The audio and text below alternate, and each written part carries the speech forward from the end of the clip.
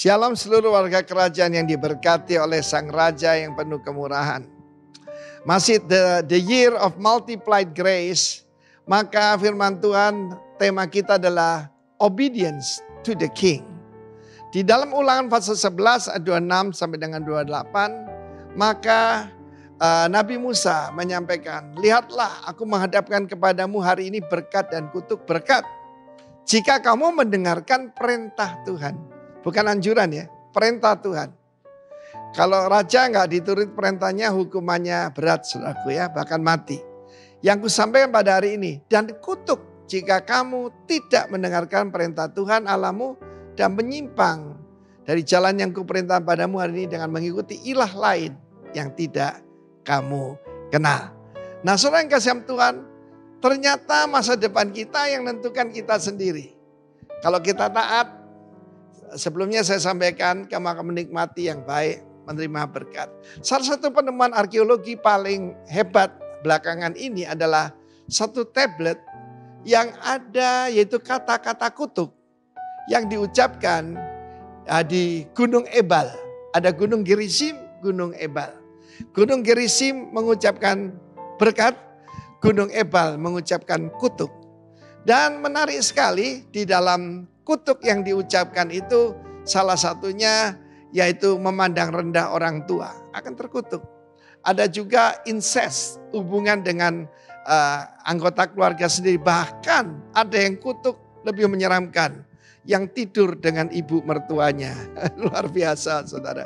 Bahkan juga yang berkelamin dengan binatang. Percayalah saudara, zaman akan begitu najis sehingga bestiality, hubungan seks dengan binatang nanti diperkenalkan.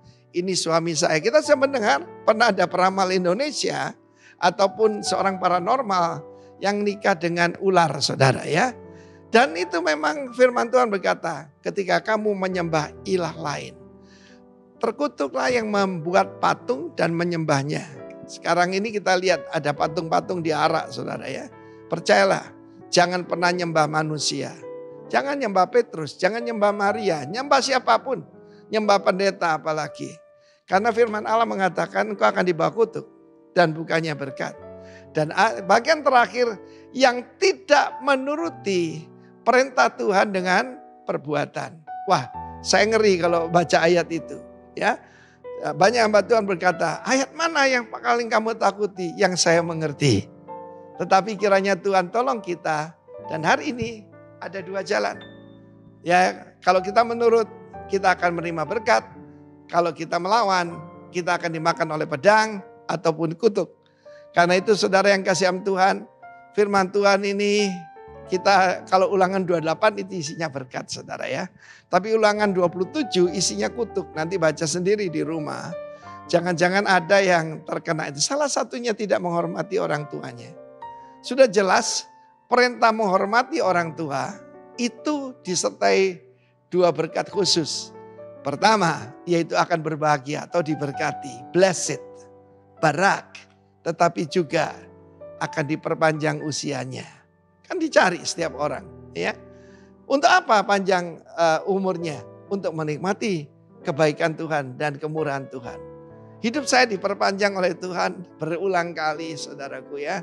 Disembuhkan dari berbagai macam penyakit dan terakhir COVID-19. Untuk apa, saudaraku? Pada waktu masuk saya langsung periksa. Saya ada melawan otoritas enggak ya? Ya, saya menghormati orang tua saya, orang tua rohani, dan juga pemimpin di dalam pelayanan. Dan saya yakin yang datang adalah berkat. Look at me, I'm blessed because the Lord of multiplied grace bekerja dalam hidup saya dan juga bekerja pada Anda. God bless you warga kerajaan. Amin. Shalom warga kerajaan. Haleluya, puji nama Tuhan. Saya melihat wajah-wajah yang diberkati Tuhan, amin. Kita mau satukan hati, kita mau berdoa. Terima kasih Tuhan buat penyertaan-Mu Tuhan. Ini kami datang Tuhan. Kami mau menyembah Engkau Tuhan. Kami bawa hidup kami Tuhan, agar menjadi penyembahan yang harum, persembahan yang harum Tuhan, untuk memuliakan nama Engkau Tuhan. Amin.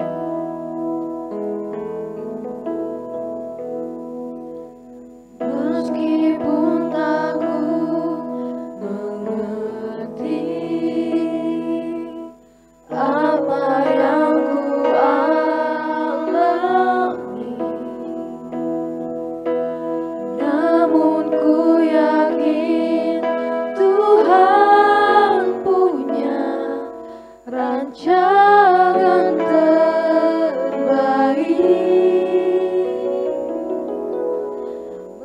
Meskipun tak ku mengerti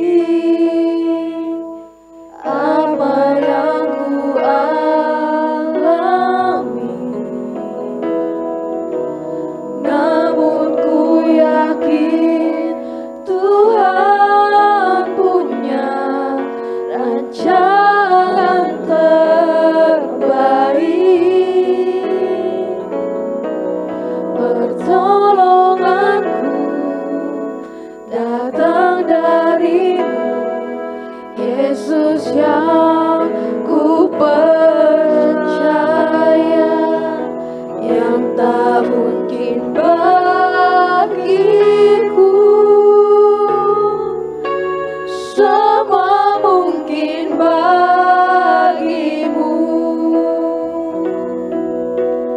hanya Engkaulah jawaban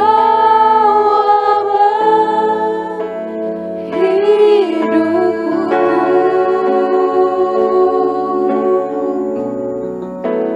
Yang tak pernah ku lihat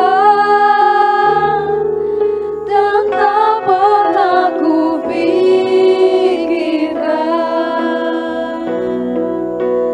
itu yang Kau sediakan bagiku.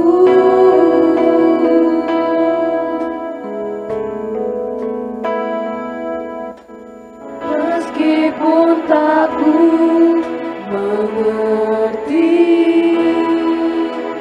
apa yang ku alami, namun ku yakin Tuhan punya rancangan terbaik. Pertolonganku datang darimu, Yesus yang ku percaya, yang tak mungkin bagiku. Semua mungkin bagimu, hanya Engkaulah jawaban hidupku.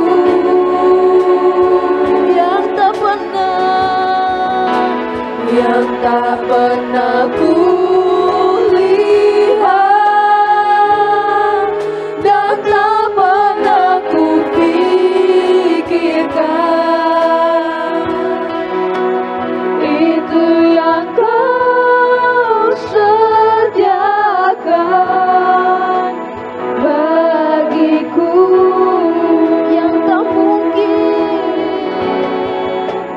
Yang tak mungkin bagiku, semua mungkin bagimu, hanya Yesus, hanya Engkaulah jawaban hidupku.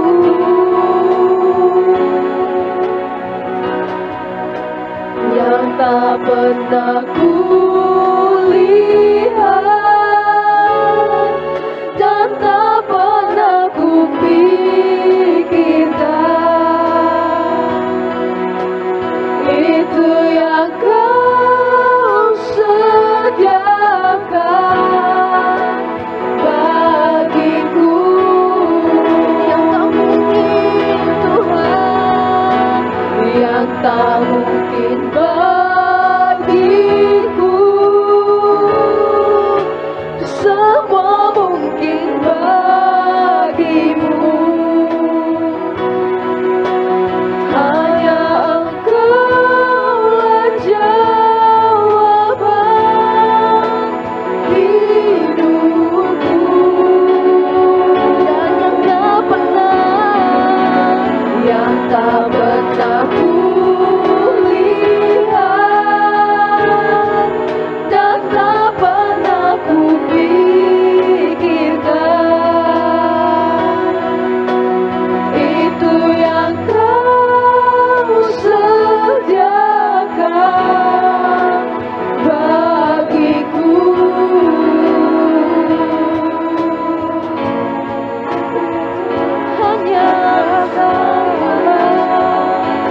jawaban di hidupku.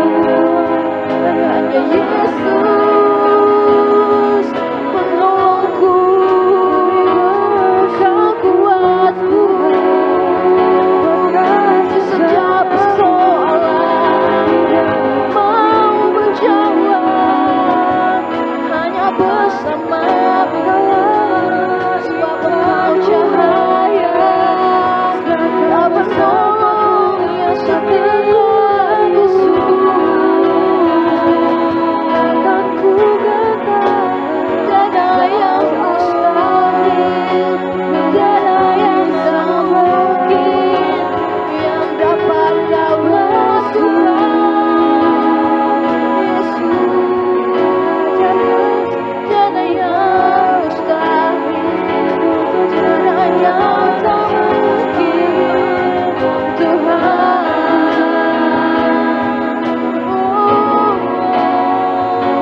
Bersamamu, bersamamu, lakukan setiap persoalan bersamamu. Aku tenang dan ku aman, hanya bersamamu,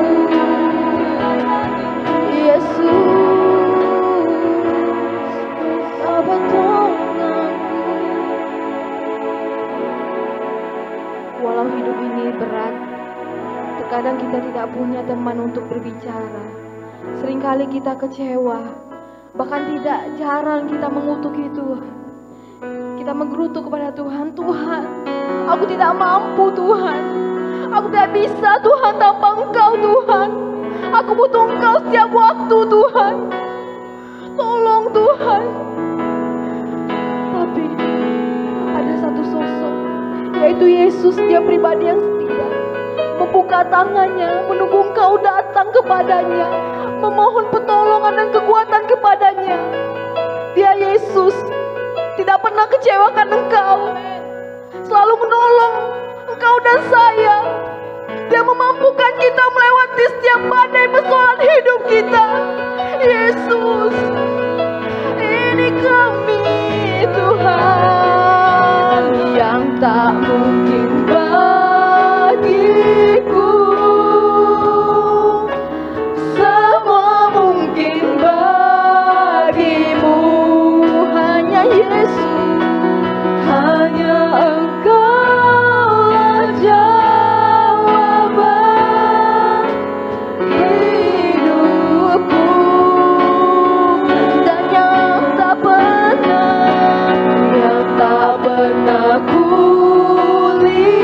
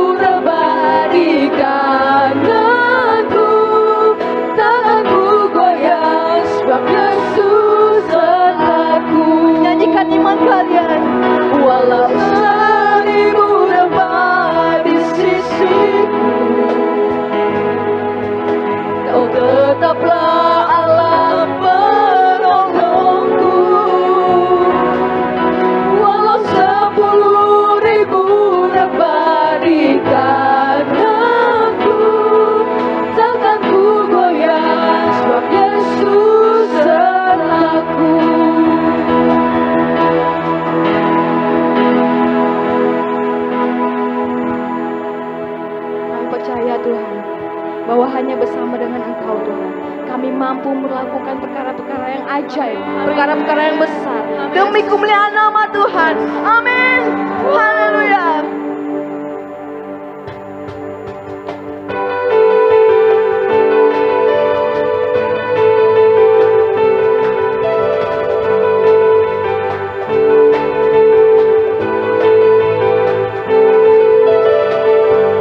Kasih setiamu nyata bagiku, hikmat kebajikan tersedia bagiku. Sebab Allah sanggup limpahkan segalanya, dan anugerahnya sangat besar bagiku. Aku diberkati, aku dilimpahi, karena Allah sanggup untuk menyediakan. Aku diberkati, aku dilimpahi, atas sempurna anugerah Tuhan bagiku. Kita semua diberkati Tuhan, amin.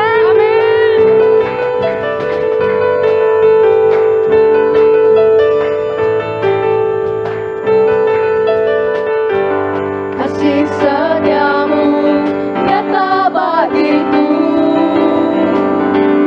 hikmat kebajikan tersedia bagiku. Sebab Allah sanggup limpahkan segalanya,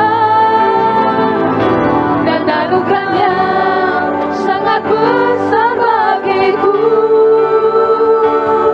Aku diberkati, aku dilimpahi, karena Allah sanggup untuk menyediakan. Aku diberkati, aku dilimpahi, atas sempurna anugerah Tuhan bagiku.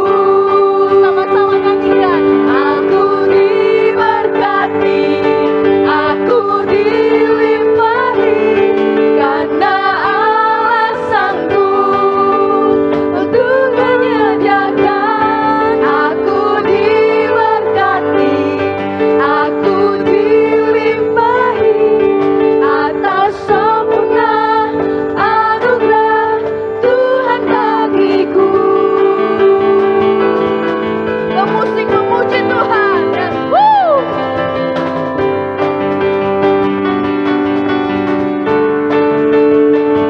Sebab Tuhan kita Tuhan yang sanggup, amin. Amin.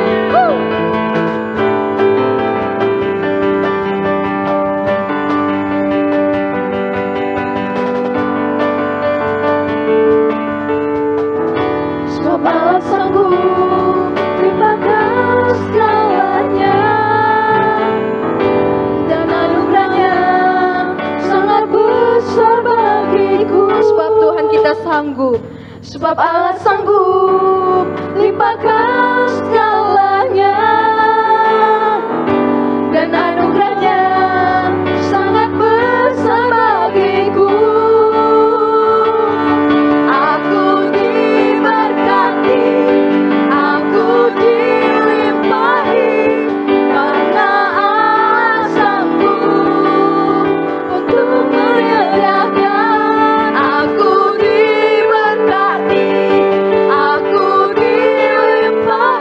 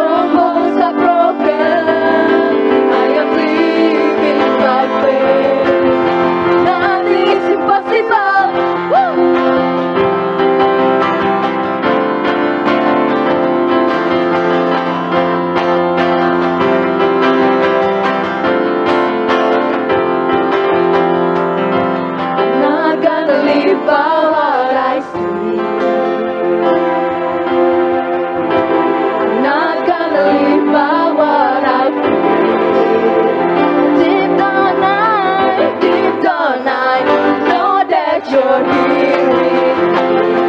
I know that you can do anything. To you, I can do anything. I can do all things. 'Cause you give me strength. Nothing is impossible to you. Blind eyes are open. Strongholds are broken. I am living by faith. Nothing is impossible to you. I can do anything. I can do all things. 'Cause you give me strength. Nothing is impossible to you. Blind eyes are open. Strongholds are broken. I am living by faith. Nothing is impossible.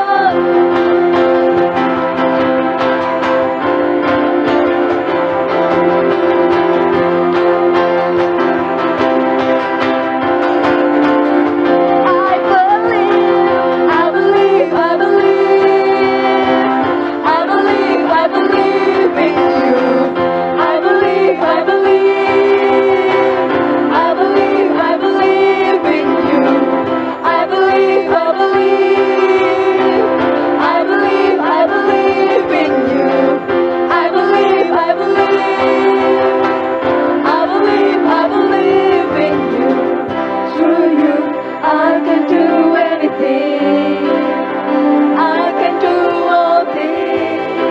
'Cause you give me strength.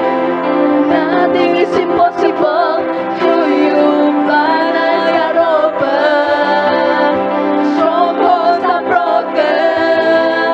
I am living by faith. Nothing is impossible to you. I can do anything. I can do all things. 'Cause you give me strength. Nothing is impossible to you. Blind eyes are open.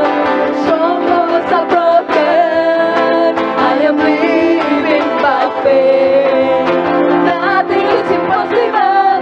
I believe, I believe. I believe, I believe in you. I believe, I believe. I believe, I believe in you.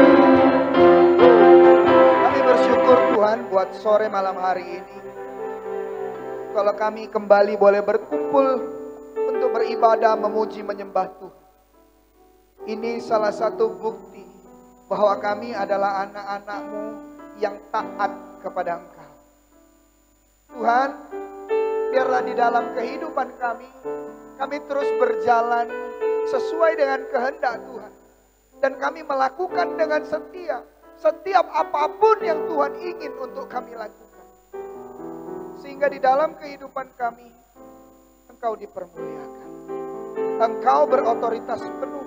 Engkau yang menjadi pusat di dalam kehidupan kami. Kami serahkan hidup kami kepadamu Tuhan. Terima kasih Tuhan. Berbicaralah kepada kami Tuhan. Biarlah firman Tuhan menegur kami, menguatkan kami. Dan setiap kami yang datang beribadah pada hari ini diberkati oleh Tuhan. Biarlah kita yang mau mendengar firman Tuhan, sama-sama kita katakan amin. Shalom, selamat sore. Wow, luar biasa. Ada fenomena, bukan cuma pemusik, bukan cuma singer, song leader yang memuji Tuhan. Speaker pun memuji Tuhan. Oke, puji Tuhan, kita kembali beribadah bersama-sama dalam ibadah kita yang kedua. Puji Tuhan kalau kita tetap dalam kondisi yang baik, di tengah libur-libur yang masih terasa, holiday, healing day, yang masih terasa. Ya, habis libur lebaran, ada lagi ini long weekend lagi, Sabtu, Minggu, besok masih libur lagi. Haleluya. Ya. Minggu-minggu yang lalu saya sudah sampaikan sebuah sharing firman Tuhan tentang obedience to the King. Ya, bagaimana kita menjadi taat sebagai bukti bahwa kita mengenal Tuhan kita. Kita harus mengenal Tuhan kepada siapa kita menjadi taat. Wah, kemarin saya sampaikan dalam 1 Yohanes 2 kalau enggak salah. Ya, 1 Yohanes 2. Boleh Tin, tolong dibantu buka. 1 Yohanes 2 dalam terjemahan yang bahasa Inggris. Firman Tuhan, 1 Yohanes 2 ayat 3 sampai yang kelima. Judul yang saya berikan di minggu yang lalu adalah orang yang taat adalah orang yang mengenal Allah. Firman Tuhan bilang begini, and this is how we know daily by experience that we have come to know Him, to understand Him, and be more deeply acquainted with Him. If we habitually keep focus on His precepts and obey. Ada 3 kali pengulangan tentang fokus kepada precepts dan obey His commandments. Dalam hal ini pengajaran, perintah, dan segala macam hal yang Tuhan inginkan untuk kita lakukan. Nah, kata taat ini sebenarnya dalam hal mengenal Allah ini adalah sebuah level. Ya, kalau kita bicara tentang level taat karena mengenal itu hal yang normal dan hal yang sebenarnya cukup wajar buat kita lakukan. Tidak mungkin orang di luar sana, mungkin yang melayani di gereja lain itu menjadi taat dengan peraturan yang kita buat di gereja ini. Itu tidak mungkin. Tetapi seharusnya kita adalah orang-orang yang menjadi taat kepada peraturan karena kita mengenal. Dan kita berada di dalam pelayanan yang atau di dalam satu tempat yang ada. Kita mengenal siapa pemimpin kita dan kita menjadi taat itu adalah suatu hal yang sangat standar, sangat normal. Ya. Kalau kita bicara tentang menjadi taat, kemarin saya teringat atau diingatkan kembali, menjadi taat itu sama seperti kayak kita lagi belajar mengemudi. Nah, tadi pagi pun saya sudah sampaikan ini. Kalau kita sedang belajar mengemudi, otomatis kita akan duduk di belakang kemudi. Lalu yang mengajar akan duduk di samping. Ya, terkadang yang mengajar ini seringkali memegang setir kita. Kadang kalau misal terlalu kanan, dia akan arahkan kita ke kiri. Kalau misalnya terlalu ke kiri, dia akan arahkan kita ke kanan. Atau misalnya kita terlalu dalam menginjak gas, dia akan bilang, tahan dulu gasmu. Angkat dulu kakimu dari gas. Atau kadang bahkan dia punya kopling dan gas sendiri. Kalau di mobil yang khusus untuk kursus mengemudi itu ada kopling dan gas sendiri. Jadi kalau misalnya terlalu gas, dia akan injak koplingnya sendiri. Atau dia akan injak remnya supaya mobil ini berjalan sesuai dengan apa yang dimaui oleh si pengajar. Dalam hal ini kita bicara tentang diri kita yang menjadi taat kepada Tuhan adalah sama halnya dengan kita kursus mengemudi. Waktu kita duduk, waktu kita diberikan kesempatan oleh Tuhan. Kita ditebus dan diberikan kesempatan oleh Tuhan untuk menjalani kehidupan kita. Dalam tanda kutip semau kita, karena firman Tuhan selalu mengajarkan tentang free will. Bagaimana kita disuruh memilih, kau mau berkatkah, kau mau kutukkah, kau mau hidupkah, kau mau matikah, kau mau ikut Yesuskah atau kau tidak mau ikut Yesus. Itu semua adalah kehendak bebas yang Tuhan berikan kepada kita. Begitu juga dengan menjadi taat, Tuhan memberikan kita kehendak bebas kita untuk menjadi taat atau tidak. Dalam hal ini saya mau bilang tentang perumpamaan mengemudi. Tuhan kasih kesempatan kita untuk memegang kendali kemudi kita. Dalam kehidupan kita sehari-hari, kita bisa menjalani kehidupan kita seperti dalam kutip maunya kita. Asal sesuai dengan kehendaknya Tuhan. Tetapi begitu ternyata kita sudah lewat jalur, kita sudah lewat batas, maka Tuhan akan menyetir kita, memegang setir yang sebelumnya kita pegang. Dia mulai arahkan kita. Atau bahkan si pengajar kalau dalam kursus mengemudi dia akan bilang, kebanyakan gasnya, kurangin.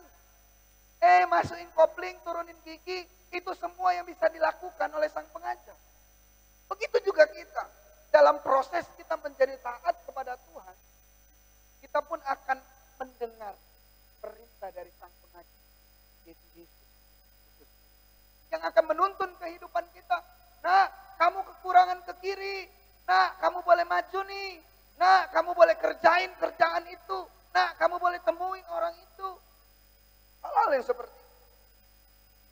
Waktu kita salah melangkah, waktu kita salah mengambil keputusan, dia akan mengingatkan. jalan pada trek. Supaya kita tidak lari.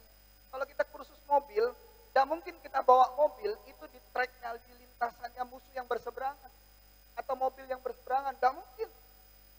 Itu akan berbahaya buat kita. Makanya peraturan-peraturan yang Tuhan berikan itu mendatangkan kebaikan buat kita. Anjuran-anjuran, himbauan-himbauan, ajakan-ajakan, bahkan perintah-perintah yang Tuhan berikan buat kita. Itu untuk kebaikan kita. Supaya apa? Kalau kita salah jalan, kita salah langkah, kita salah jalur, atau kita tidak di dalam jalurnya Tuhan, maka kita dihindarkan daripada bahaya. Maut selalu mengincar kita. Dosa selalu dekat dengan kehidupan kita. Iblis selalu menunggu kejatuhan kita. Tetapi Tuhan melalui Roh Kudus, Dia mau kita menjadi orang-orang yang taat. Di mana waktu kita menjalani kehidupan kita secara bebas, bisa menentukan apa yang menjadi kemauan kita. Tuhan sebagai penentu. Tuhan yang ambil kendali. Tuhan yang pegang setirmu. Supaya apa? Waktu kita berjalan, maka kita akan berjalan seperti maunya Tuhan. Bukan maunya kita. Menjadi taat ini adalah sebuah hal yang sangat sulit untuk kita lakukan. Gampang untuk kita omongin, tetapi sangat sulit untuk kita lakukan. Karena cenderung kita ini, di dalam kehidupan kita seringkali menganggap diri kita ini lebih tahu. Kadang-kadang pakai perasaan. Nah, pakai perasaan ini yang sudah gawat. Waktu sang pengajar bilang sama yang belajar, dia bilang, "Nak, gasmu kekencengan." "Enggak, perasaan aku udah injak lah gasnya." "Nak, setirmu terlalu kanan." "Enggak, perasaan ini masih tetap di jalur lah, padahal udah jelas-jelas lewatin batas tengah." Atau mungkin waktu dia pegang kendali setirmu, setir kehidupanmu, waktu dia geser setir itu ke kiri, kau bilang, jangan terlalu kiri, atau kau keraskan tanganmu sehingga setir itu tidak bisa dikendalikan oleh sang pengajar. Dengan pikiran bahwa, oh ini kalau misalnya terlalu ke kiri kau tarik, ini akan ketemu atau lumpur yang sebelah kiri. Atau kau merasa dirimu masih aman berada di posisi yang itu. Padahal waktu sang pengajar sudah memegang kendali, maka dia sudah ukur dengan sangat baik. Waktu dia ada tarik, tidak akan terlalu ke kiri. Kalau dia tarik ke kiri, artinya terlalu ke kanan. Waktu kau digeser ke kanan untuk mungkin menghindari lubang, kau tetap berjalan dengan memegang kendalimu dengan begitu kerasnya dan kakunya tangan. Dan akhirnya kau masuk ke dalam lubang. Itu merupakan sebuah. Tetapi saya mau bilang hari ini, waktu kita belajar untuk menjadi taat, maka kita harus membiarkan kendali. Waktu kita belajar untuk menjadi taat, maka kita tidak boleh menggunakan kita. Apakah ini yang lebih baik? Apakah ini yang lebih benar? No. Tuhan kita, Dia tahu yang lebih baik. Rancangan Tuhan selalu di atas rencana kita. Rancangan Tuhan tidak pernah ada di bawah rancangan kita. Tuhan kita selalu di atas pemikiran kita. Itu hal yang normal kalau kita kenal pengajar. Menjadi percaya, menjadi taat, itu adalah hal yang sangat normal. Tapi saya mau ajak kita semua untuk masuk ke dalam satu level yang lebih jauh. Ya, kalau taat karena mengenal itu wajar dan harus kita lakukan. Tapi kita akan masuk ke dalam satu level berikut. Boleh bangun. Ibrani 11 ayat 8 sampai yang ke-19. Saya mau ajak kita semua naik level dalam ketaatan. Saya kasih judul, orang yang taat adalah orang yang beriman. Sederhana sekali bahasa. Masalah iman pun sulit sekali loh. Tidak gampang. Kita bilang kita percaya, belum tentu kita bisa disebut sebagai orang yang beriman. Karena dengan iman sebesar sesaut, gunung kita pindah. Ada di sini yang kita pindahin gunung. Kalau saya bisa pindah. Tapi kalau pindahin gunung belum tahu. Belum berani coba juga. Atau mungkin ada yang merasa dengan beriman kau bisa pindahkan gunung. Ya setidaknya gunung permasalahan kita bisa kita pindahkan dengan iman percaya kita kepada Tuhan. Karena dengan iman kita kepada Tuhan, Tuhan kita tempatkan top priority dalam kehidupan kita. Maka gunung permasalahan kita tidak akan pernah lebih besar daripada Tuhan. Gunung tidak selalu bicara tentang ya Gunung Kerinci, gunung apa kayak karena baru-baru ini Kerinci lah ya. Gunung Kerinci. Nah, setiap kita punya gunung permasalahan. Setiap kita punya gunung problemnya sendiri. Tapi untuk hal itu, bahkan kita tidak bisa merespon permasalahan. Gunung pergumulan kita nggak bisa kita respon dengan baik. Dan kita mau bilang kita disebut sebagai orang-orang yang beriman. Oh, tidak segampang itu. Ini adalah satu level lanjutan daripada orang yang taat adalah orang yang mengenal. Kata sederhana ini memiliki makna yang cukup dalam. Orang yang taat adalah orang yang beriman. Apa sih arti iman itu? Boleh bantuin di Ibrani 11 ayat yang pertama. Iman ini bicara tentang suatu dasar dari sesuatu yang kita harapkan dan menjadi bukti dari sesuatu yang tidak pernah kita lihat. Jadi kalau bicara tentang iman, ini bicara tentang sesuatu yang tidak pernah kita lihat, tetapi sesuatu itu adalah sesuatu yang kita harapkan. Dalam artian begini, itu adalah sesuatu yang dengan kemampuan kita sendiri, kita tidak mampu dapat. Firman Tuhan bilang begini, Ibrani 11. Iman adalah dasar dari segala sesuatu yang kita harapkan. Dan bukti dari segala sesuatu yang tidak kita lihat. Jadi kalau bicara tentang orang yang taat adalah orang yang beriman, dalam artian kalau kita terjemahkan begini, orang yang taat adalah orang yang tetap taat, sekalipun dia belum melihat hasilnya. Orang yang taat adalah orang yang memiliki iman sebagai dasar dari segala sesuatu yang dia harapkan, yang belum tahu ia bisa dapatkan atau tidak. Kita belajar dari perjalanan Abraham, boleh ke slide lagi. Orang yang taat adalah orang yang beriman. Firman Tuhan dalam Ibrani 11 ayat 8 sampai 19. Ayat ke-8. Karena iman Abraham taat. Ketika ia dipanggil untuk berangkat ke negeri yang akan diterimanya, menjadi milik pusakanya. Lalu ia berangkat dengan tidak mengetahui tempat yang dia tuju. Kalau kita baca referensi, saya belajar untuk menafsir ini dulu waktu saya cari-cari tahu siapa sih Abram itu sebelum dia dipanggil oleh Allah. Ternyata Abram adalah orang yang tidak mengenal Allah pada mulanya. Allah yang memanggil Abram waktu itu bukanlah Allahnya Abraham. Abraham ada di Ur-Kasdim, lalu dia pindah, dipanggil oleh Tuhan, berjalan ke Padan Haran, lalu di dalam perjalanannya Tuhan menyertai dia dan Tuhan menjanjikan bahwa waktu dia memanggil Abraham, ada tanah perjanjian yang Tuhan sudah sediakan buat Abraham. Nah kondisinya adalah Abraham waktu itu bukanlah orang yang susah. Abraham berkelimpahan, ya aman sekali. Boleh bantu nih Kejadian 12. Abraham tidak kekurangan. Dia disebut sebagai orang yang kaya, orang yang ternama. Punya banyak harta, punya banyak ternak. Dia tidak berkekurangan. Kalau boleh dibilang itu adalah tempat yang nyaman sebenarnya buat Abraham. Dia tidak perlu pergi. Kalau pergi, belum tentu dapat tempat yang lebih bagus. Orang dia sudah aman kok, kaya kok, tidak ada masalah. Kalau dia pindah, yang pertama Tuhan yang dia memanggil dia itu bukanlah Tuhan dia awalnya. Bukanlah Tuhan yang punya hubungan yang begitu dekat dengan dia dan dia menjadi percaya. Ya. Yang kedua, dia Abraham orang yang nyaman dengan kondisinya saat ini. Dalam kondisi yang susah, dalam kondisi yang sulit untuk pindah ke satu daerah yang lain, mungkin kita masih mau. Nah, dia mungkin lihat-lihat peruntungan lah, coba-cobalah di kota lain. Mungkin di kota lain akan lebih baik. Mungkin kalau pindah ke sana, usahaku bisa lebih maju, prospeknya lebih baik.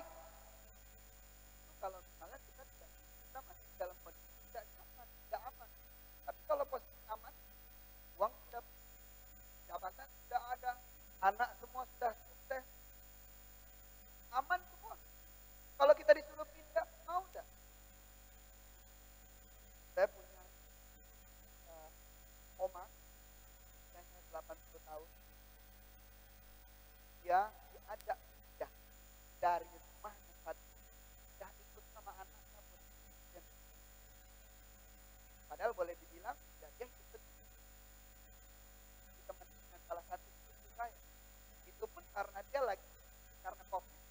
pindah lagi ke, jadi bukan teman. Dan sebelumnya cuma hidup dengan seorang asisten rumah tangga. Waktu diajak pindah ke rumah anak, padahal dia sangat sayang dengan, bahkan dia sangat sayang dengan cucu. Tapi waktu diajak pindah tidak mau dia, karena dia nyaman. Padahal ya dibilang kaya ya tidak. Tapi coba kita bandingkan dengan Abraham. Abraham ternyata waktu dipanggil oleh Tuhan, boleh dilanjutin ayat yang kedua. Pergilah dari negerimu dan dari sana saudaramu dan dari rumah bapamu ini ke negeri yang akan kutunjukkan kepadamu. Ya, ayat kedua. Aku akan membuat engkau menjadi bangsa yang besar. Nah, ini kan baru sekedar janji. Ya. Kenyataannya adalah Abraham waktu itu belum punya keturunan. Bagaimana mungkin dia bisa menjadi bangsa yang besar? Sementara usianya ternyata adalah 75 tahun. Dan memberkati engkau serta membuat namamu masyhur dan engkau akan menjadi berkat. Ayat berikutnya. Aku akan memberkati orang-orang yang memberkati engkau dan mengutuk orang-orang yang mengutuk engkau, dan olehmu semua kaum di muka bumi akan mendapat berkat. Nah, ini teknik marketingnya Tuhan waktu itu, masih janji. Ya. Belum ada penggenapan. Masih cuma janji. Ya, satu, Tuhan bukanlah Tuhan dia kondisinya nyaman. Dan ternyata ayat yang keempat, lalu pergilah Abraham seperti yang difirmankan Tuhan dan kepadanya, dan Lot pun ikut bersama-sama dia. Abraham berumur 75 tahun ketika ia berangkat dari Haran. Dia dalam kondisi yang nyaman. Dan ternyata dia sudah tua, sudah 75 tahun. Bagaimana dia bisa menjadi bangsa yang besar? Seharusnya sebagai Abraham, mungkin saya lah kalau misalnya sebagai Abraham, saya akan berpikir dia bisa menjadi bangsa yang besar. Tapi Tuhan menjanjikan itu. Bagaimana mungkin aku bisa menjadi bangsa yang besar sementara aku sudah 75 tahun. Untuk menjadi bangsa yang besar aku harus punya keturunan yang banyak. Saya umur 80 tahun, keturunan sudah banyak. Disuruh pindah, cuma selisih kelurahan. Itu pun tidak mampu. Itu pun dia tahu tempat rumahnya di sini, jelas dia tahu persis. Kamarnya di mana, fasilitas yang dia akan dapatkan seperti apa, dia tahu persis. Tapi Abraham dia tidak tahu kemana Tuhan mau bawa dia. Abraham sama sekali tidak tahu apa yang Tuhan akan kerjakan di dalam kehidupannya. Yang dia terima hanyalah janji. Yang dia dengar hanyalah janji. Tapi waktu dia berusaha untuk menjadi seorang yang taat, dikatakan di sini dalam ayat yang keempat, lalu pergilah Abraham seperti yang difirmankan Tuhan kepadanya. Tidak sudah. Di situ tidak dibilang oleh Abraham, Tuhan aku udah nyaman kok. Tuhan aku ini sudah tua. Kalau sempat Tuhan bawa aku ke sana, terus aku mengalami kegagalan, aku udah tidak bisa bangkit lagi Tuhan. Aku ini udah tua. Kalau kita masih muda, gagal masih ada kesempatan untuk bangkit. Tapi kalau orang-orang tua, kemungkinan mereka untuk bisa bangkit. Tapi waktu itu, Abraham tidak bilang sama Tuhan, tidak bernego sama Tuhan, tidak berdebat dengan Tuhan. Tapi dia menjadi taat sekalipun dia tidak melihat. Dia tetap taat sekalipun dia tidak tahu rencana Tuhan. Dia tetap pergi tanpa menunda-nunda. Sekalipun dia tidak tahu kemana ia harus pergi. Tetapi dia memilih untuk taat. Karena dia punya itu. Kalau dalam terjemahan Inggris boleh balik ke slide mungkin. Kalau dalam terjemahan bahasa Inggris, next. Ya. Nah, kalau dalam terjemahan The Message, dia bilang begini ayat yang ke-8. By an act of faith. Dengan tindakan iman. Abraham said yes to God's call. Oleh karena iman, dia menjadi taat kepada panggilan Tuhan. Bukan karena iman. Bukan karena kenal. Yang sebelumnya, waktu saya ajarkan, kamu menjadi taat karena kamu mengenal Allah. Kamu menjadi taat karena itu adalah bukti kamu mengenal Allah. Tapi saya mau bilang hari ini, sebagai orang-orang yang percaya, sebagai orang-orang yang beriman kepada Yesus Kristus Tuhan, maka kamu harus melakukan sebuah tindakan untuk menjadi taat kepada panggilan, untuk menjadi taat kepada perintah, untuk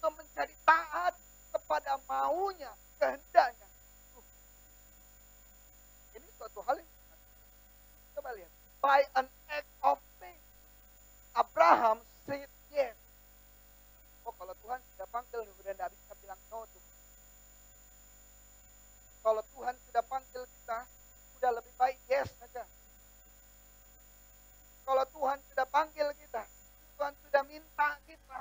Udah usah ditolak-tolak, udah lemesin. Ikutin maunya Tuhan. Kalau enggak kita jadi seperti itu. Tuhan sudah pasti. Lihat apa yang terjadi. Tetap kehendak Tuhan yang terjadi, bukan kehendak Yunus.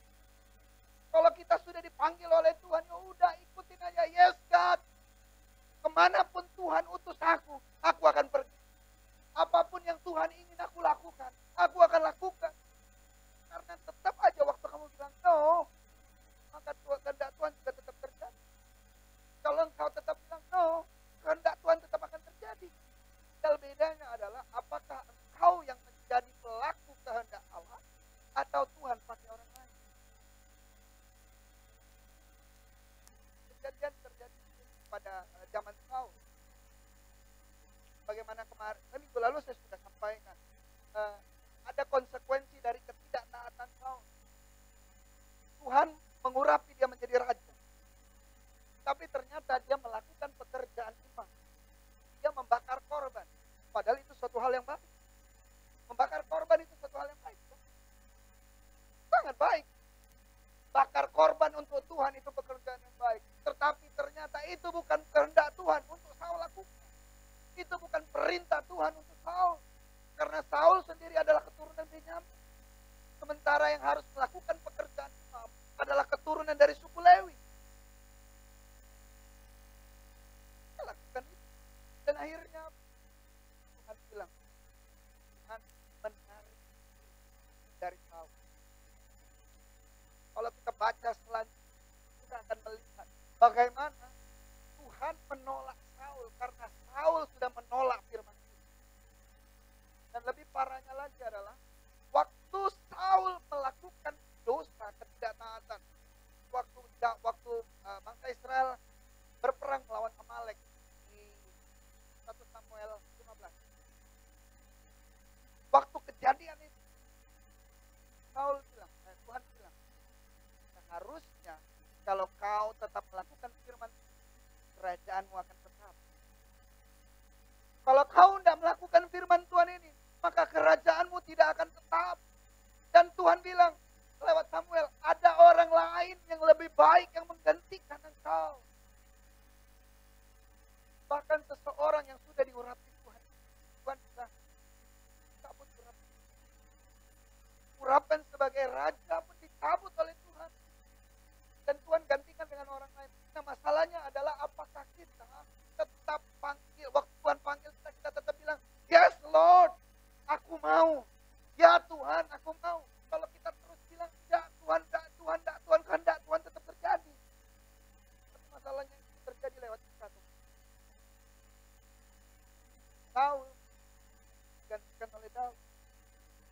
Kehendak Tuhan atas bangsa Israel tetap terjadi. Lewat kemenangan Saul atau lewat ya, ada di dalam. Apakah kita mau menjadi orang-orang yang, apakah kita mau dengan setia kepada Tuhan, dengan iman percaya menjadi taat kepada Tuhan. Kita kembali ayat yang kalau dalam City Bible dia bilang begini, faith motivated Abraham to obey God's law. Motivasi Abraham untuk menjadi taat kepada Allah itu hanya karena iman percayanya kepada Tuhan. Bukan karena benar. Dia tidak tahu, dia tidak melihat, dia belum melihat, dia belum tahu, dan dia tidak begitu mengenal Allah yang memanggil dia sebelumnya. Tetapi dengan iman, dia melangkahkan. Ada act of faith, ada motivasi dari iman percayanya kepada Allah. Sehingga dia melihat. Oh, dalam perjalanannya luar biasa. Tidak gampang. Bagaimana Tuhan sudah berjanji engkau akan menjadi sebuah bangsa yang besar. Bahkan Tuhan tambahkan berkat. Dia menjadi semakin kaya, budaknya semakin bertambah. Tapi suatu perjumpaan Abraham bilang sama Tuhan, Tuhan buat apa aku semakin kaya? Tidak punya waris. Paling aku waris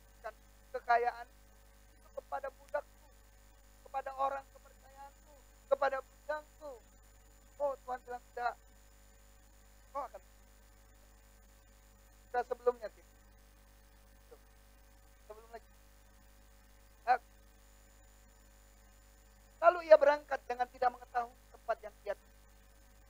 Karena iman ia diam di tanah yang dijanjikan itu, seolah-olah itu suatu tanah asing, dan di situ ia tinggal di kemah dengan Ishak dan Yakub yang turut menjadi ahli waris janji yang satu itu. Sebab ia menanti-nantikan kota yang mempunyai dasar yang direncanakan dan dibangun oleh Allah tentang Kanaan, tentang tanah perjanjian. Karena iman, ia juga dan Sarah beroleh kekuatan untuk menurunkan anak cucu, walaupun usianya sudah lewat, karena ia menganggap dia yang memberikan janji itu adalah setia. Orang-orang yang taat dia akan beroleh kekuatan. Orang-orang yang taat dia akan melihat kesetiaan Tuhan lewat janji-janji Tuhan yang tergenap di dalam kehidupan. Masalahnya kita butuh kekuatan. Untuk menjadi setia menunggu janji Tuhan terjadi, itu kita butuh kekuatan. Tidak gampang. Keadaan seringkali menekan kita, pikiran kita bikin kita takut. Kita seperti orang-orang yang dikejar-kejar dengan sesuatu. Kita seringkali menghadapi banyak sekali masalah dan pencobaan. Tetapi Tuhan memberikan kekuatan untuk melihat mujizat dan mujizat. Dalam artian apa? Tentang untuk menurunkan anak cucu. Ada sesuatu yang mustahil.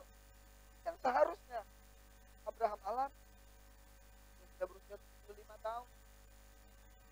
Tapi ternyata Tuhan kita adalah Tuhan di atas kita. Tuhan kita adalah Tuhan di atas kemustahilan. Dia adalah Allah yang luar biasa. Tidak ada satu hal pun yang tidak mungkin bagi Tuhan kita. Yang penting kita menjadi taat. Maka Tuhan akan memberikan kita kekuatan. Dan Tuhan akan menunjukkan kesetiaan Tuhan di dalam kehidupan. Terbukti bahwa Abraham mempunyai keturunan. Awalnya dia punya keturunan dari Hagar yang bernama Ismail. Tapi ternyata Tuhan bilang bukan anak yang perjanjian. Tapi anak yang akan menjadi anak perjanjian, yang akan mewarisi janji-janji Tuhan atas Abraham adalah anak dari Sarah. Oh, bagaimana mungkin? Sarah kan sudah mati hai. Sarah kan sudah menopause, sudah tidak mungkin punya anak. Tapi Abraham tetap percaya dan dia menjadi taat. Dia dengan iman dia mengingat bahwa Tuhan berjanji akan menjadikan Abraham sebagai bangsa. Oleh karena iman dia dengan setia, percaya, taat kepada setiap perintah-perintah Tuhan. Taat pada setiap kehendak Tuhan. Oh, ini bukan Ismail, kau bawa pergi Ismail. Kau akan dapat keturunan dari Sarah. Coba waktu bilang, Abraham, kau akan dapat keturunan dari Sarah. Dan dia tidak menjadi dengar-dengaran, dia tidak menjadi taat kepada Tuhan. Maka dia tidak akan menghamili Sarah. Sarah tidak akan hamil. Usia sudah 75 tahun, secara gairah, mungkin gairahnya pun sudah menurun. Kita lihat istrinya yang sudah tidak mungkin lagi hamil, terus dengar Tuhan ngomong kayak gitu, mungkin Alkitab tuliskan dia tertawa. Tapi ternyata Abraham di dalam ketidakpercayaannya dalam tanda kutip, dia tetap menghampiri Sarah. Dia tetap taat bahwa keturunan dari Sarah inilah yang akan menjadi pewaris janji-janji Allah. Maka hamillah Sarah. Bukan karena Tuhan sekejap langsung hamil. Nah, ada satu tindakan tentunya. Ada satu usaha yang dilakukan oleh Abraham sehingga Sarah menjadi hamil. Karena itu adalah sebuah dia menjadi seorang kepada dia. Dia bilang karena ia menganggap dia yang memberikan janji itu setia. Kalau kita baca ayat 9 sampai 11 sebelumnya. Karena iman ia diam di tanah yang dijanjikan itu seolah-olah di suatu tanah yang asing. Dia keluar dari kampung halaman. Dia tak nyaman pasti. Dia dapat perlakuan yang berbeda pasti. Orang-orang akan memandang dia aneh pasti. Sama seperti kita. Waktu Tuhan panggil kita keluar daripada dunia kita, masa lalu kita, kebiasaan kita yang buruk. Waktu kita kembali kepada teman-teman kita, kita akan merasa, kali, orang ini ternyata parah sekali. Kemarin saya ngobrol dengan satu orang teman, dia ngomong, ternyata mereka itu parangan. Mereka sampai main cewek, mereka sampai begini, mereka sampai begini. Waktu kita tidak melakukan hal yang biasa mungkin kita lakukan, sama seperti yang biasa orang lain lakukan. Waktu Tuhan panggil dan kita keluar, seringkali kita akan merasa asing. Seringkali kita akan merasa aneh. Atau kita dapat pempujian dari orang lain. Orang akan bilang, woi, kau mau kapan aja? Woi, udah nggak usah sok suci. Aku tahu dosa-dosa kau masa lalu. Udahlah. Udahlah lakuin be. Nikmatin masa hidupmu. Atau mungkin waktu tidak datang. Orang itu akan bilang, orang suci datang. Orang kudus datang. Kok kita akan merasa asing? Tapi percayalah, sekalipun kita merasa asing dengan apa yang Tuhan ingin kita lakukan, ada kehendak Tuhan yang akan Tuhan nyatakan. Dan itu adalah suatu hal yang besar dan luar biasa. Lewat ketaatan Abraham, Abraham berhasil memperanak yang namanya Ishak, dan akhirnya Ishak menjadi Yakub. Dia melahirkan anak bernama Yakub, dan bangsa ini menjadi bangsa yang besar, sama seperti janji Tuhan atas Abraham. Bahkan sampai saat ini, oleh karena ketaatannya akan iman percayanya kepada Tuhan, Abraham dapat disebut sebagai bapak orang percaya. Yang lebih herannya lagi adalah waktu dia menanti-nantikan seorang anak yang bernama. Setelah Tuhan kasih Ishak, ternyata Tuhan tak kembali. Coba buka Kejadian 22. Kejadian 22, bagaimana Tuhan memanggil Abraham. Ya, biasanya kalau Tuhan sudah panggil Abraham, sudah ngomong sama Abraham, itu pasti dia ada mau. Pasti berat dilakukan. Kalau Tuhan sudah panggil itu pasti ada perintah. Pasti ada kehendak Tuhan yang mau kita katakan. Saya tadi pagi bilang begini, kadang-kadang kita sama manusia aja, kalau misalnya dia datang cuma pas ada maunya, pas ada perlunya, kadang-kadang kita nih kesel. Kadang-kadang kita nih gondok. Ay, kau ini pasti ada maunya. Aku ngomong baik-baik kayak gitu, manggil aku dengan lembut kayak gitu. Kau perlu aku, pasti ada mau. Kita lihat apa yang Abraham alami. Apa yang Abraham alami. Dalam Kejadian 22 ayat 1. Setelah semuanya Allah mencoba Abraham. Dia berfirman kepadanya. Abraham, lalu sahutnya, ya Tuhan. Ketika itu dia langsung menjawab panggilan. Waktu dia mendengar suara Tuhan, dia langsung merespon. Dia tidak lari dulu sama seperti Adam dan Hawa waktu dia melakukan kesalahan. Dia menjadi berdosa waktu Tuhan datang ke Taman Eden. Dia panggil Adam, Adam di mana engkau? Tapi waktu Tuhan panggil Abraham, dia langsung jawab, ya Tuhan. Firman-Nya, ambillah anakmu yang tunggal itu Ishak, yang kau kasih, yakni Ishak. Pergilah ke tanah Moria dan persembahkanlah dia di sana sebagai korban bakaran yang pada salah satu gunung yang akan kukatakan kepadamu. Keesokan harinya, pagi-pagi bangunlah Abraham. Dia memasang pelana keledainya dan memanggil 2 orang bujangnya beserta Ishak anaknya. Dia membelah juga kayu untuk korban bakaran itu, lalu berangkatlah ia dan pergi ke tempat yang dikatakan Allah kepadanya. Bisa dibayangin kan? Seorang bapak yang merindukan seorang anak dan dia nantikan itu 25 tahun lamanya. Dan akhirnya dia punya seorang anak perjanjian yang disebut Tuhan. Akan lewat anak inilah janji Tuhan tergenap. Akan menjadi bangsa yang besar. Akan diberkati menjadi bangsa yang kaya. Tapi waktu Tuhan panggil dan Tuhan minta, anak yang nantikan ini bukan waktu baru-baru lahir. Diprediksi itu kurang lebih mungkin usia Ishak itu sudah penuh. Karena dia mampu memanggul dan kayu-kayu bakaran. Kamu anak-anak kecil bisa angkat kayu bakaran. Udah dipiara sampai besar. Udah sayang-sayangnya. Apalagi anak cowok. Ini kan keturunan yang menghasilkan keturunan. Nah, ada garis keturunan yang dijaga. Kalau cowok kan, kalau orang kata kan marga. Ya orang Israel itu berlaku. Keturunan cowok itu yang diukur. Itu yang selalu disebutkan. Kalau kita baca silsilah, itu yang disebutkan selalu nama bapak.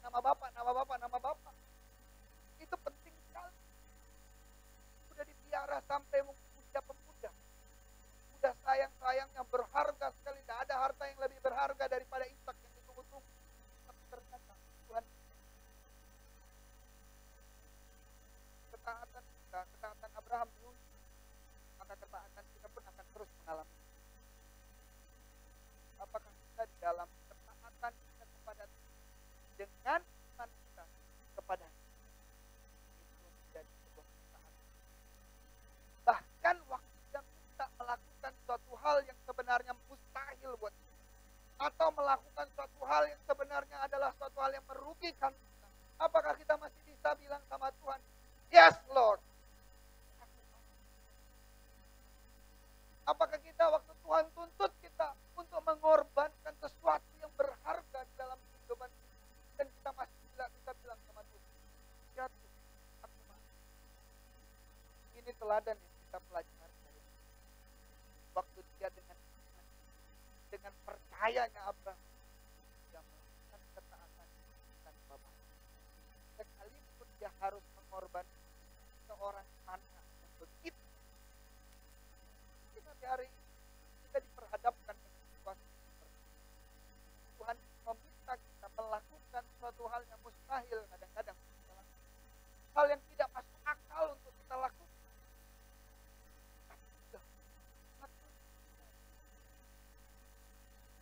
Tuhan yang memberi mana-mana. Kalau Tuhan sudah minta harta bukan. Apalagi kalau sudah bicara tentang harta, sudah bicara tentang yen, yuan, bulus, epeng. Wah, Tuhan tidak pernah kalah, tidak pernah mau memperbandingkan dengan hal yang lain, dengan kecil. Tapi dia selalu memperbandingkan dirinya dengan mammon, dengan uang, dengan harta. Apakah waktu Tuhan memberi harta, apakah engkau dengan gampang kita bilang, yes Lord, amin.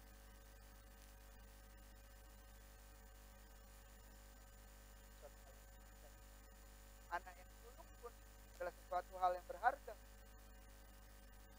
Tapi firman Tuhan, Abraham pun percaya bahwa anak sulung, apalagi cowok, itu bukan. Saya kasih nama anak saya yang sulung namanya ada kan. Tapi mungkin kalau misalnya kita tapi saya juga lah yang pasti akan mengalami paling Tuhan lewat perjanjian lama, perjanjian barunya, Tuhan pasti akan satu hal yang berbeda, terutama dengan harta. Apakah kita mau memberikan hidup kepada Dia dan dengan setia melakukan setiap, dengan taat kepada Tuhan, dengan iman percaya kepada Tuhan, berikan semua yang kita mau. Walaupun mungkin itu sesuatu yang merugikan, boleh balik percaya. Walaupun mungkin itu suatu hal yang merugikan kita, atau mungkin kadang-kadang itu suatu hal yang bikin kita merasa kehilangan dengan sangat hebat. Tapi Tuhan kita luar biasa. Waktu Abraham memberikan, menguji iman Abraham, menguji ketaatannya Abraham, dan Abraham dengan setia melakukan apa yang dia mau.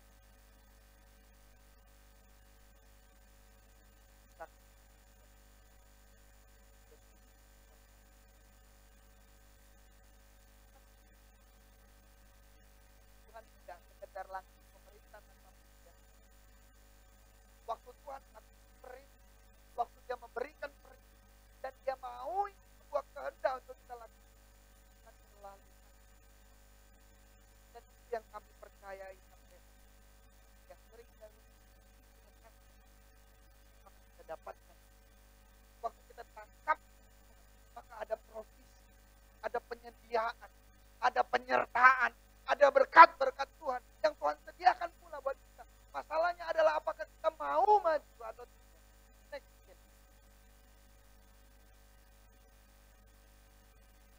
Nah, ada konsekuensi yang baik juga dalam 11 ayat yang ke-16.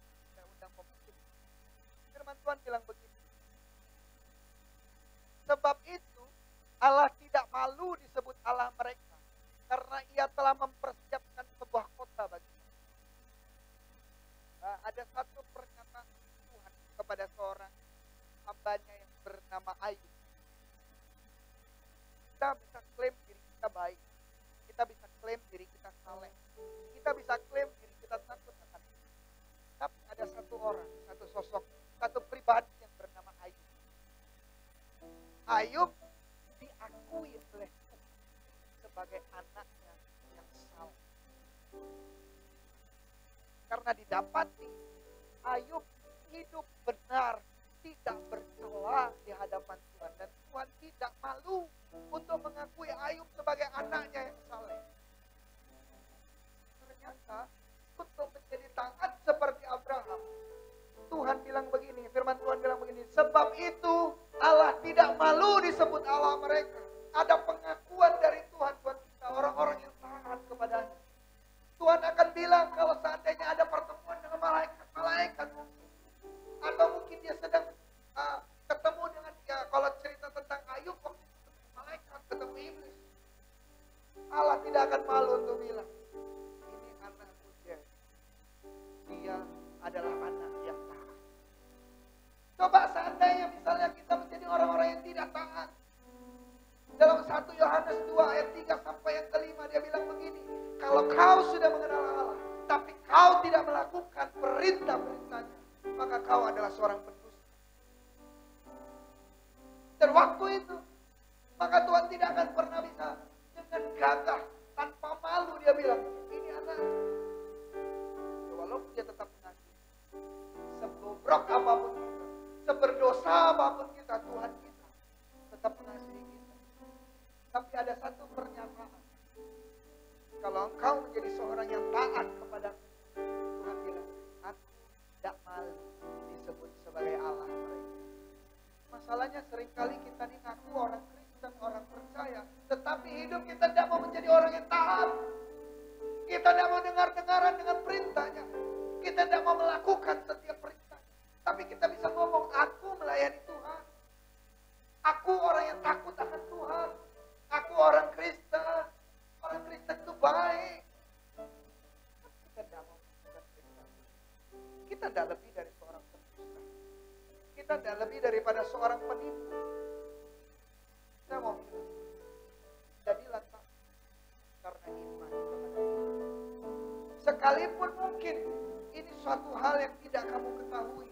Rencana Tuhan yang kita tidak ngerti, tidak pernah terselami, tidak pernah terlihat, tidak pernah terpikirkan. Tapi oleh karena iman, jadilah seorang yang taat kepada-Nya.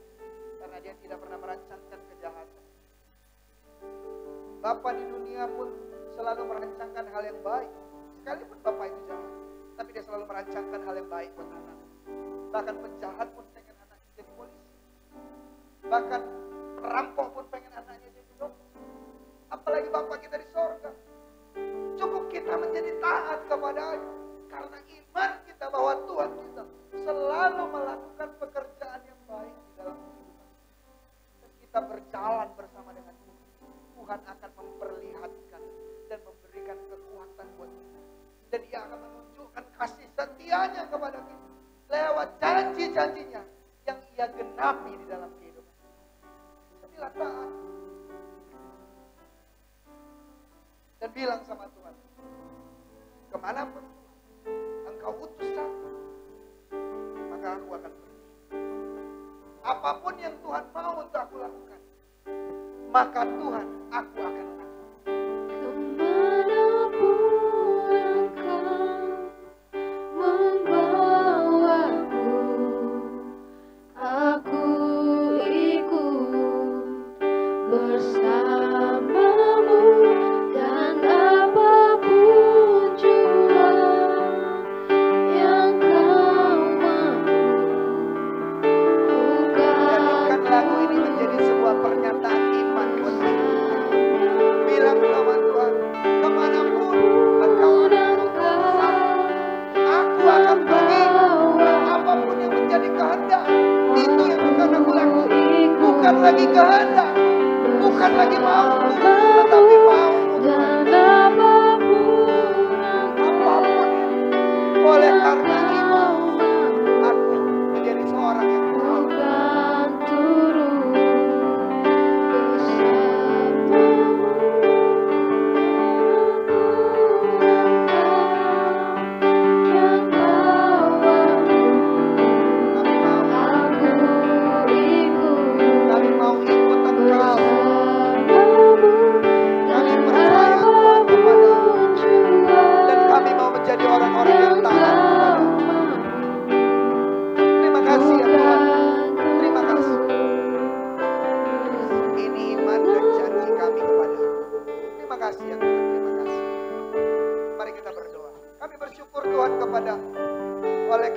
janji dan kesetiaan Tuhan, kami mendapatkan kekuatan baru setiap hari.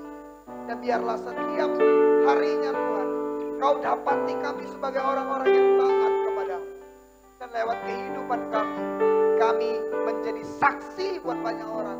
Sehingga lewat hidup kami, orang mengenal Tuhan. Lewat kehidupan kami, Tuhan dipermuliakan. Lewat ketaatan yang kami lakukan, Engkau disenangkan. Dan Engkau bangga kepada kami, anak-anak Tuhan. Anak-anakmu di tempat ini. Karena kami adalah orang-orang yang taat kepada perintah. Terima kasih ya Tuhan, terima kasih. Dan nyanyikan lagu ini sekali lagi.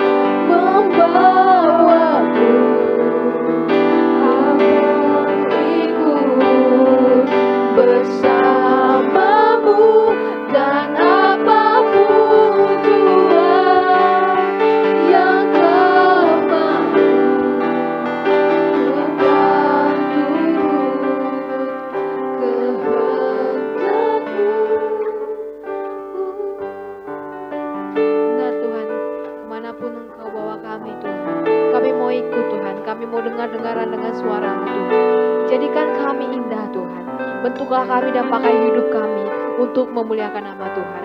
Dalam nama Tuhan Yesus, haleluya, amin. Mari kita mempersiapkan persembahan, kita akan melihat news minggu ini.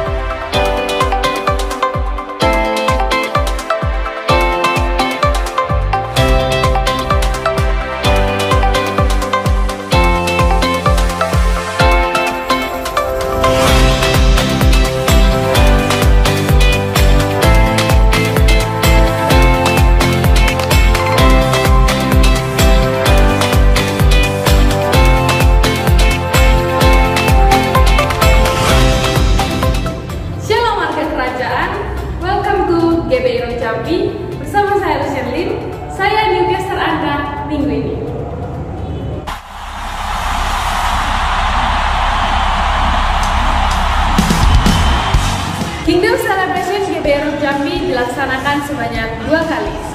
Ibadah raya pertama jam 10 pagi, ibadah raya kedua jam 5 sore. Setiap ibadah raya disertai dengan sekolah minggu. Bertumbuh bersama dalam komunitas. Ayo, bergabung bersama kami dalam Kingdom Messianic atau Komsel yang dilaksanakan pada hari Rabu dan Kamis pada jam 7.30 malam. Untuk informasi mengenai Kingdom Messianic atau Komsel, dapat menyaksikan tayangan berikut ini.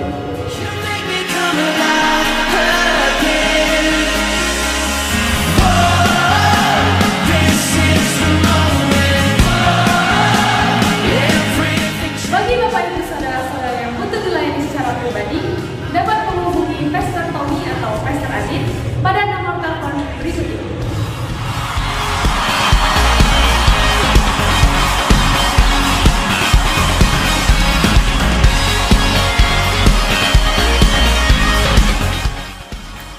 Setiap informasi mengenai kegiatan GBI Rock Jambi dapat diakses melalui grup WhatsApp Kingdom Family. Bagi Bapak Ibu Saudara-saudari yang ingin bergabung di dalam grup WhatsApp, dapat mengisi formulir yang telah dibagikan oleh Asya. Formulir yang telah diisi dapat dikembalikan kepada Asya. Call Center GBI Rock Jambi kini hadir untuk memenuhi segala keperluan jemaat terkasih selama 24 jam. Mulai dari info dan pendaftaran baptisan air, keanggotaan jemaat, pelayanan khusus, pelayanan darurat, pelayanan penghiburan, pemberkatan rumah atau usaha, serta info pelayanan lainnya. Dapat menghubungi call center di bawah ini.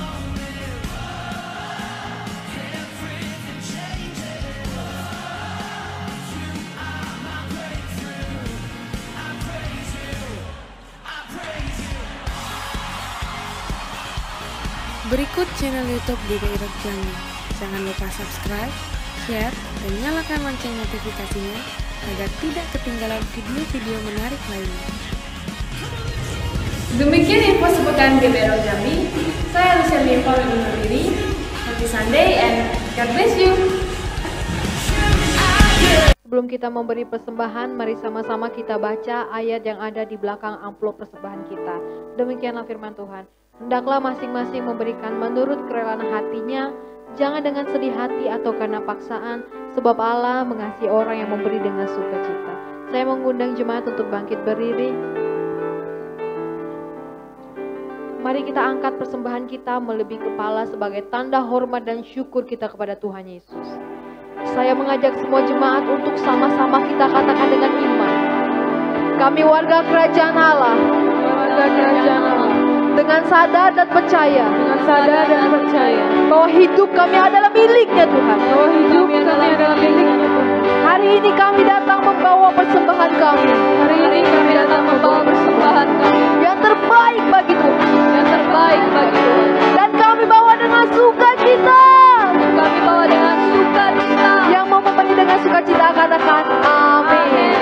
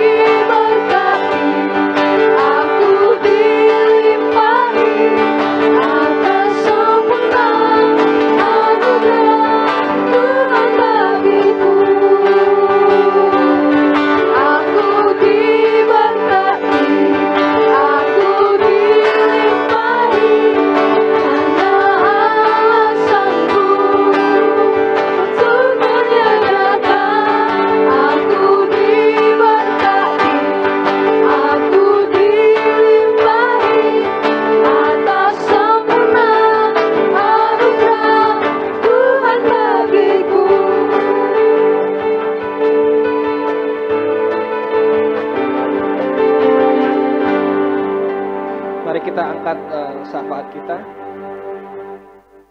Tuhan Yesus yang baik, terima kasih Tuhan Yesus buat anugerah yang Kau berikan kepada kami sampai dengan saat ini, sampai dengan detik ini Tuhan. Ini semua adalah berkat kemurahan daripada Tuhan. Terima kasih Tuhan Yesus buat setiap penyertaan yang Tuhan nyatakan dalam kehidupan kami, setiap perlindungan yang Tuhan sudah jadikan dalam kehidupan kami. Kami mengucap syukur Tuhan bahwa Engkau adalah Allah yang tidak pernah meninggalkan kami Tuhan Yesus. Terima kasih Tuhan buat firman-Mu pada malam hari ini Tuhan, mengingatkan kami Tuhan, untuk kami lebih menggiatkan lagi keimanan kami akan Engkau Tuhan, agar kami bisa memperoleh ketaatan yang Engkau ingin kami dapatkan Tuhan. Tuhan, ini kami Tuhan, anak-Mu Tuhan, kami percaya Tuhan, Engkau menguatkan kami, Engkau memulihkan kami, Engkau memperlengkapi kami Tuhan dengan keimanan-Mu Tuhan, untuk kami bisa lebih taat semakin hari semakin dalam dalam Engkau Tuhan. Terima kasih Bapa yang baik, terima kasih Roh Kudus. Pada malam hari ini Tuhan, kami membawa pokok doa kami Tuhan untuk bangsa kami Indonesia Tuhan. Kami mengucapkan shalom untuk Indonesia. Ada kegerakan Tuhan yang luar biasa di Indonesia. Ada kemenangan Tuhan yang luar biasa di Indonesia. Dan kami percaya Indonesia ada di dalam telapak tangan Tuhan, ada di dalam genggaman tangan Tuhan, dan ada kegerakan yang luar biasa buat Indonesia. Dari Sabang sampai Merauke nama Tuhan dipermuliakan. Menara-menara doa menaikkan nama Tuhan, menaikkan kekuasaan Tuhan, dan Tuhan akan berkuasa buat Indonesia. Kami terlebih percaya dan sangat percaya bahwa ada kuasa Tuhan, dan Tuhan tidak akan pernah meninggalkan Indonesia. Kami berdoa buat pemimpin negara kami Tuhan, mulai dari yang paling tinggi sampai dengan paling rendah Tuhan. Kami berdoa buat setiap kebijakan-kebijakan yang nantinya akan ambil Tuhan, kebijakan-kebijakan yang nanti akan diputuskan untuk bangsa ini Tuhan. Kami berdoa di dalam nama tangan Tuhan Yesus, ada kuasa dari kerajaan Allah melingkupi pemerintahan di Indonesia Tuhan. Ada kuasa dari kerajaan Allah yang nantinya akan memperlengkapi bangsa Indonesia Tuhan. Dan kami percaya nantinya Tuhan, segala hal-hal kebijakan yang diambil, keputusan-keputusan pemerintah, kebijakan-kebijakan yang terjadi di bangsa Indonesia, itu semuanya berasal dari kerajaan Allah. Kami berdoa Tuhan buat ekonomi negara kami Tuhan. Kami berdoa buat pemulihan COVID-19. Kami berdoa Tuhan buat sumber daya manusianya. Kami berdoa buat sumber daya alamnya Tuhan. Kami berdoa buat sosial budayanya Tuhan. Kami berdoa juga Tuhan buat isu-isu intoleran yang masih saja ada di negara kami Tuhan. Kami berdoa di dalam nama tangan Tuhan Yesus, Engkau hancurkan segala isu-isu perpecahan, Engkau hancurkan segala macam isu-isu sara, tapi biarlah keberagaman mempersatukan kami, keberagaman menguatkan kami, dan keberagaman nanti menjadikan nama Tuhan yang dipermuliakan. Itulah menjadi kerinduan kami Tuhan dalam bangsa Indonesia Tuhan. Kami berdoa juga Tuhan, dalam bangsa kami semakin hari menjadi bangsa yang takut akan Tuhan, bangsa dengar-dengaran akan firman Tuhan, bangsa yang nantinya akan mengakui bahwa Tuhan adalah Allah, Tuhan adalah Bapa, Tuhan adalah Raja untuk bangsa ini Tuhan. Kami berdoa juga malam hari ini Tuhan buat kota kami, kota Jambi Tuhan. Kami juga mengucapkan shalom untuk kota Jambi. Ada kemenangan yang luar biasa di kota Jambi. Ada pergerakan yang luar biasa di kota Jambi. Kota Jambi akan mengakui bahwa Yesus adalah Tuhan. Yesus adalah Raja. Yesus adalah Bapa yang memimpin kota ini Tuhan. Kami berdoa buat tiap-tiap wilayahnya Tuhan. Kami percaya di tiap-tiap wilayahnya, tiap-tiap kota, tiap-tiap kelurahannya, tiap-tiap dusunnya bahkan ada nama Tuhan. Ada kuasa-kuasa kegerakan Tuhan. Bahkan ada menara-menara doa Tuhan juga yang meninggikan nama Tuhan. Ada kegerakan yang luar biasa yang besar kami yakini akan terjadi di kota Jambi Tuhan. Kota Jambi akan menjadi kota percontohan. Kota Jambi akan menjadi kota kegerakan yang luar biasa buat Indonesia Tuhan. Dan Jambi menjadi alatnya Tuhan. Menjadi alat yang akan meninggikan nama Tuhan. Kami berdoa juga Tuhan buat pemerintahannya Tuhan. Kepala pemerintahannya Tuhan. Dari yang paling tinggi sampai yang paling rendah. Kami berdoa di dalam nama tangan Tuhan Yesus. Hadir kuasa kerajaan Tuhan untuk kota Jambi. Hadir kuasa kerajaan melingkupi pemerintahan. Segala macam bentuk keputusan, segala macam bentuk roda pemerintahan akan dihadirkan dari kerajaan Tuhan. Terima kasih Bapak yang baik, terima kasih Roh Kudus. Kami berdoa Tuhan untuk kota kami tercinta ini Tuhan. Kami percaya kuasa yang besar, kuasa kegerakan yang luar biasa akan hadir di kota Jambi Tuhan. Kami juga berdoa Tuhan buat gereja kami GBI Rock Jambi Tuhan. Kami berdoa buat gembala senior kami. Kami berdoa buat gembala pembina kami. Kami berdoa buat gembala yang ada di tempat ini Tuhan. Kami berdoa di dalam nama tangan Tuhan Yesus. Engkau jamah Tuhan. Engkau berkati gereja kami. Engkau berkati visi-misi gereja kami. Bahkan apa yang direncanakan gereja kami. Bahkan yang mungkin belum direncanakan. Kami percaya Tuhan sudah menaruh hal-hal yang luar biasa Tuhan. Engkau berkati setiap gembala kami Tuhan. Keluar masuknya, keluarganya Engkau berkati. Bahkan apa yang mereka ucapkan, yang keluar dari bibir mereka, itu memuliakan nama Tuhan. Ada kegerakan yang luar biasa yang terjadi Tuhan. Dan banyak jiwa yang dikuatkan dan dimenangkan. Dan mengakui bahwa Tuhan adalah Raja Tuhan. Terima kasih Bapak yang baik, terima kasih Roh Kudus. Kami berdoa Tuhan buat gereja kami di depan ini Tuhan, pembangunan ini Tuhan, lingkungan sekitar kami Tuhan. Kami berdoa di dalam nama tangan Tuhan Yesus. Tempat ini adalah tempat yang terbaik yang sudah Tuhan sediakan bagi kami. Tempat ini akan menjadi gereja sekota Tuhan. Tempat ini nanti akan menjadi pemersatu antar denominasi di kota Jambi Tuhan. Tempat ini menjadi adanya sumber kegerakan di kota Jambi Tuhan. Kami berdoa di dalam nama tangan Tuhan Yesus, Engkau urapi dan Engkau jamah Tuhan. Kami berdoa untuk tiap-tiap jemaatnya Tuhan. Damai sejahtera Tuhan selalu nyatakan dalam kehidupan setiap kami. Berkat kemurahan Tuhan nyatakan dalam setiap kami Tuhan. Sakit penyakit Engkau sembuhkan Tuhan. Segala macam hal berbeban berat Engkau legakan Tuhan. Bahkan hal-hal yang belum dipikirkan ataupun belum dicita-citakan sekalipun. Kami percaya rencana Tuhan adalah rencana yang terbaik. Amin. Terima kasih Tuhan Yesus. Kami berdoa Tuhan buat teman-teman yang sudah hadir pada malam hari ini. Mungkin mereka yang belum bisa hadir karena sakit atau ada kegiatan yang lain. Kami berdoa Tuhan, kami percaya mereka memiliki hati di tempat ini. Mereka memiliki hati untuk memuji dan menyembah nama Tuhan. Mereka memiliki hati untuk terus menyembah kepada Tuhan. Engkau selalu jamah kami Tuhan, setiap anak-anak-Mu Tuhan yang di tempat ini Tuhan. Kami berdoa Tuhan, buat rencana perluasan gereja kami Tuhan, di kota-kota lain Tuhan. Di kota-kota yang akan mengelilingi kota Jambi Tuhan. Kami berdoa di dalam nama tangan Tuhan Yesus, tempat waktunya Engkau akan atur Tuhan. Dan nanti tepat pada waktunya Tuhan Yesus akan membuat kegerakan yang luar biasa untuk memenuhi provinsi Jambi Tuhan. Terima kasih Bapak yang baik. Kami juga berdoa untuk setiap kami Tuhan yang pada malam hari ini sudah mengambil bagian dalam pelayanan Tuhan. Secara kecilnya Tuhan Yesus yang melihat dan kami percayakan seluruh talenta yang sudah Engkau berikan kembali kepada-Mu Tuhan. Hidup kami adalah alat-Mu Tuhan. Hidup kami adalah kepunyaan-Mu Tuhan. Dan hidup kami adalah untuk memuliakan nama Tuhan. Terima kasih Bapak yang baik. Sebentar kami akan pulang ke tempat kami masing-masing. Dan sebelum kami pulang kami akan menerima berkat. Kekasih Kristus warga kerajaan Allah, angkat kedua tanganmu, arahkan pandanganmu kepada Allah Bapa di dalam surga. Apabila engkau dengan baik-baik mendengarkan firman Tuhan dan menjadi taat dan setia untuk menjadi pelaku dalam firman Tuhan, maka diberkatilah kehidupanmu, diberkatilah kedatanganmu, diberkatilah kepulanganmu, diberkatilah bangunan-bangunanmu, diberkatilah pekerjaanmu, diberkatilah keluargamu. Maka dari itu pulanglah, terimalah berkat daripada Allah Bapa di dalam surga. Tuhan memberkati engkau dan melindungi engkau. Tuhan menyinari engkau dengan wajahnya dan memberi engkau kasih karunia. Dan Tuhan menghadapkan wajahnya kepadamu dan memberi engkau damai sejahtera. Berkat